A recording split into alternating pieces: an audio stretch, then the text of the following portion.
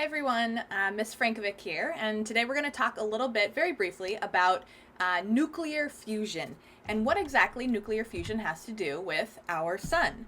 So first of all, before we talk about nuclear fusion, I want to talk about fusion. And fusion, non-scientifically, is combining two or more things together into one. So maybe you've heard of fusion cuisine, where different cuisine or different food styles from different countries are brought together into one dish. Or maybe you've heard of fusing or combining two metals together to form one product, right? In, say, welding or smoldering. Or maybe you've heard of surgeries that are used for bone fusion, right? It's common also like with ankles, but also with spinal issues, right? To fuse bones that need to be fused for proper functioning, right? So combining two or more things together into one.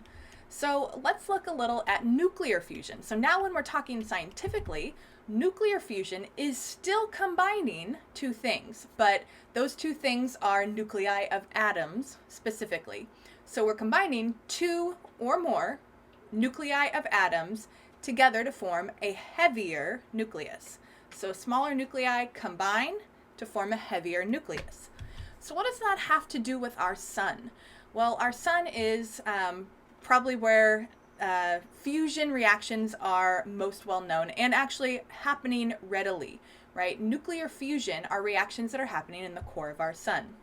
So what are the atoms that are coming together, combining in the core of our sun to fuse?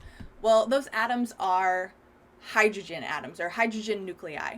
And those hydrogen nuclei are coming together or combining to form the heavier nucleus of helium, right? So that's the reaction that's taking place in our sun, is hydrogen fusing to form helium.